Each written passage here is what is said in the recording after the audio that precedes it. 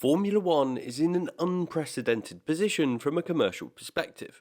The sport is more popular than ever, and new fans are being introduced to Formula One for the first time. But amongst that success, there's a glaring issue with FIA inconsistencies, and as a result, the relationship between the drivers and the FIA representatives is at a breaking point. So what's going wrong for the FIA?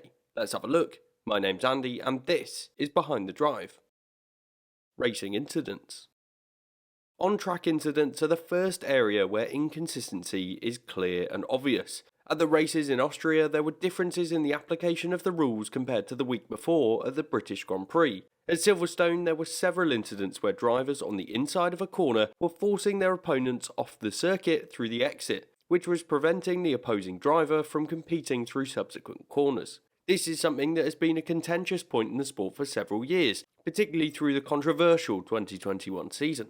Incidents that spring to mind from last year include the Brazilian Grand Prix where Verstappen forced Hamilton off the circuit into turn 4, with both drivers going off the track in the process. On this occasion, the Mercedes driver was trying to make a move around the outside, and he was ahead going into the corner, but by the apex he'd fallen behind, as you would expect from Verstappen on the inside having a shorter line. On this occasion, there was no investigation by the race stewards and no penalty applied.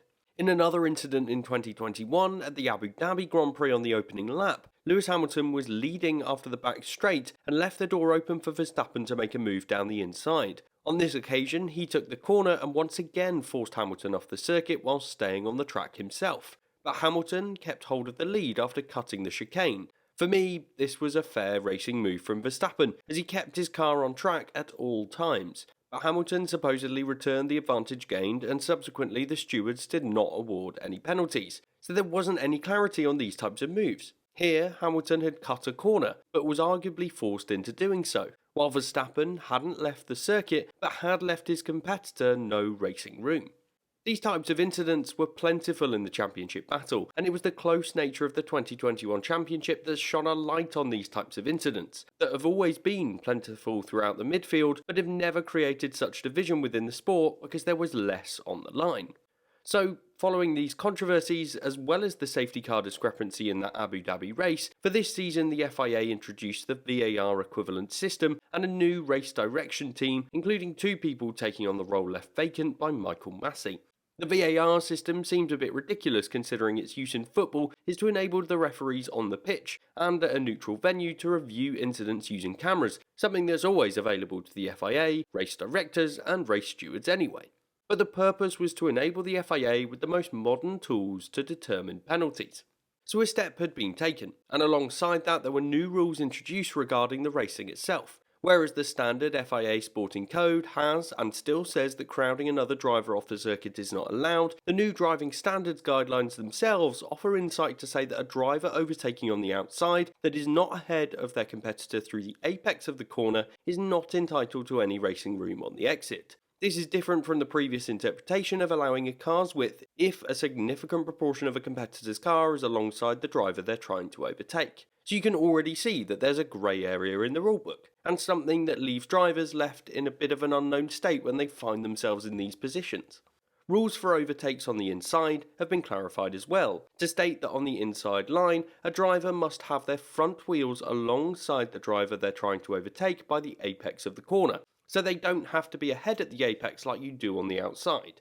These rules are explained well in the context of the British Grand Prix by Jonathan Noble in his article for motorsport.com, which I'll link to in the description. In summary though, the situation for overtakes is very specific, and seems to be different in particular situations. At the British Grand Prix we saw a number of different overtake attempts, where you could see the application of these rules. Towards the end of the race, Mick Schumacher was making a move on Max Verstappen, and tried to make a move around the outside into Brooklands, and was right alongside the Dutch driver, but crucially, he was never ahead. This allowed Verstappen to crowd him out of the track, meaning he was never even getting a chance to compete into Luffield. Whereas, had he been given a car's width, he would have had the inside line and might have made the move stick. This incident was not penalised by the stewards and was widely criticised by fans, but as per the rules set out for this year, there was no rule break. Similarly, Sergio Perez made a move on Lewis Hamilton at the safety car restart towards the end of the Grand Prix. On this occasion, the move was into turn 3, and Sergio Perez was ahead down the inside of the corner at the apex. and subsequently pushed the Mercedes driver off the circuit, again meaning the British driver had no opportunity to come back at the Red Bull driver through turn 4. This was another example of a driver being forced off track that went unpunished and was within the rules that had been set out in those guidelines. In Austria though, there were different circumstances. In the sprint race, Alex Albon received a 5-second penalty for a move down the inside of Lando Norris into turn 3. Albon was never ahead of Lando Norris based on the angles of the footage that I've seen, but it's incredibly close between the two drivers with the Williams car down the inside, and he certainly had a significant proportion of his car alongside. On the exit, Albon forced Norris wide and over a sausage curb and got the 5-second penalty. But by the letter of the driving standards guidelines set out at the start of this year, Albon was alongside enough to be entitled to crowd out the McLaren car, just as Sergio Perez was entitled to at Silverstone. Crucially, the difference on this occasion was the fact that there was a sausage curb on the outside, which can damage cars and slowed Norris down more than if he was just in a runoff area. And it could be argued that this is the reason that Albon received a 5-second penalty, with the stewards implementing penalties based on the outcome rather than the move itself. The worst thing about this incident for me is the lack of consistency across years. The stewards were right to penalise George Russell and Pierre Gasly for their respective Turn 4 incidents with Sergio Perez and Sebastian Vettel this year in Austria, and the penalty was similar to the one that Hamilton received a couple of years ago for doing the same thing to Alex Albon. Alex Albon's move in 2022 on Lando Norris in the sprint race was remarkably similar to the one that Max Verstappen made on Charles Leclerc in the closing stages of the race at the Red Bull Ring in 2019, where he pushed the Ferrari driver wide off the exit of turn 3, for which he received no penalty. So this confirms that at least one of those decisions was wrong, and the inconsistencies are clear. Track limits inconsistencies.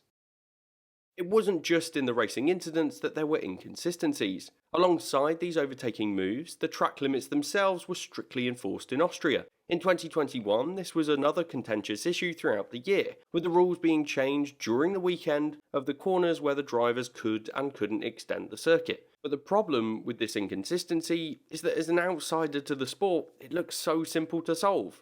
Every circuit has a white line or a barrier at the edge of the track. It feels like it's simple enough to make the call that you have to have a part of your car in contact with the white line. If you go beyond it, your lap time is deleted.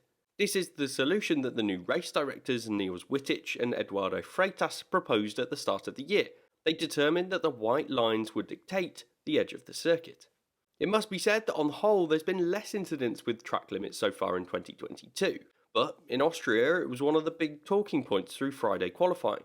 Many drivers were having lap times deleted for extending the circuit on the last corner, and actually there was even a fixed camera set up for the FIA to determine the drivers that went over the line. But there were a few problems with this. For starters, the curbs in Austria are red and white, so sometimes it's difficult to know where the track edge line ends and the curb begins, so if a driver is just marginally off the track, it might not be as clear as it may initially seem.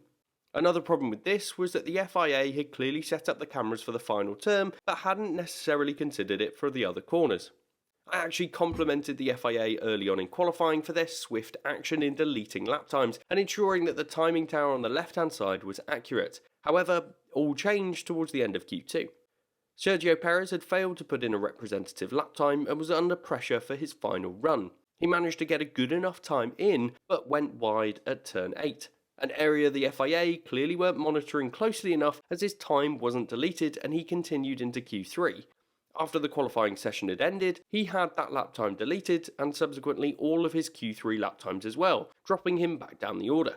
The decision document did admit that the problem wasn't noticed until just before Q3 and was due to the stewarding team having too many situations to examine. The impact of this was clear. Pierre Gasly was a driver that lost out in 11th, and he would have made it through to Q3 and would have certainly started 9th or higher given Lewis Hamilton's Q3 crash. So there were wider implications for this decision. For me, this season has been a step in the right direction for track limit decisions, but there is a lot more that could be done. Introducing sensors on the edge of the circuit is an obvious solution that is used in other motorsport categories, and has even happened before in Formula 1, at Imola for example. So it is something that can be used, and it feels like there should become a requirement for all Grade 1 circuits and be critical for Formula 1.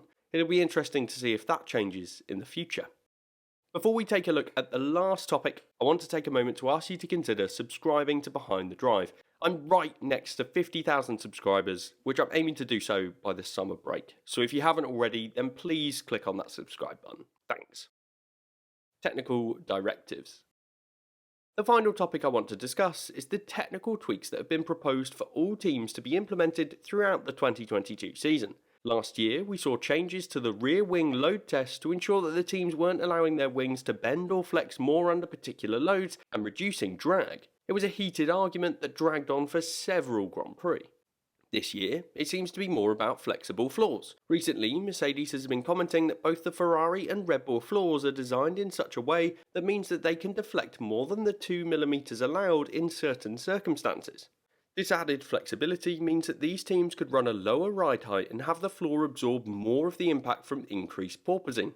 This lower ride height also increases the downforce produced by the ground effect, which means that the teams can opt for lower drag setups and be faster through the corners.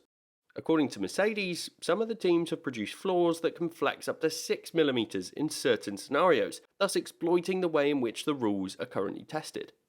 So to confirm that the teams are following the intention of the new rules, as opposed to developing parts to pass the load test from the FIA, the governing body has announced that they would be introducing new types of load tests that would check the floor in a different way. Initially, these tests were announced for the French Grand Prix. This is a really fascinating situation. In theory, if all the teams have followed the rules in the way that they've been intended, then none of the teams would need any time to change their floors to conform to these regulations. And all the teams seem to be sharing a point of view that they won't be required to change anything to ensure that they conform to these new tests. Meanwhile, all the teams have been commenting on the others, with Mercedes saying that they have no idea that a more flexible floor could even be made, and Max Verstappen calling out the Mercedes team in Austria for being the most guilty team regarding flexible floors. It seems like it's the worst kept secret in Formula 1 that there are at least some teams that have bent the rules. But my problem with the FIA on this occasion is the fact that they've changed when these new tests will be introduced. Initially, the new tests were to be introduced at the next Grand Prix in France, but is now delayed until the Belgian Grand Prix, just after the summer break. This is something that's frustrating for me. I get that it isn't easy to fix a problem in a short period of time. After all, the teams only learned about the technical directive just before Silverstone, and I also understand that one of the points of having a flexible floor is to reduce porpoising, which is something that hasn't affected all the teams over the last couple of races, so the safety concern isn't necessarily there. It makes sense then that the technical directive can be delayed, especially with the last two races before the summer break being in France and Hungary, both of which are permanent circuits and likely to be smoother than some of the street circuits F1 will race on later this year. But for me, if they are changing the test to check that the teams are conforming to the technical regulations as they're written rather than the way that they're tested, I don't believe the team should be given any more time to fix the problems, as it's almost like the governing body of the sport is turning a blind eye to teams that are bending the rules. My conclusions. Overall, as a result of the topics I've discussed in this video, the relationship between the F1 drivers and the teams and the FIA seems to be in a really fragile position. One of the heads of the Grand Prix Drivers Association, Sebastian Vettel, received a reprimand in Austria for leaving the Friday drivers' meeting without permission and for expressing frustration with the FIA. The reason he left was because of the inconsistencies that we've seen so far in terms of the stewards' application of the rules. Right now, it's starting to feel like it's at a tipping point. Should this continue and the drivers continue to feel like they aren't being listened to, there is a risk that this could escalate towards a protest against the FIA and the drivers might even refuse to race. This is obviously an extreme scenario and I would like to think it's unlikely, but the FIA doesn't seem to be recognising its own shortcomings and so it's becoming the biggest problem for the sport at the moment. I think a lot of the topics that have been in the news throughout this season, like piercings and underwear, show that the FIA's priorities don't seem to be in the right place at the moment. The drivers are growing increasingly frustrated by this, and if there isn't a recognition of the inconsistencies, then it may even get worse for the races to come. I think the sport is really missing Charlie Whiting right now.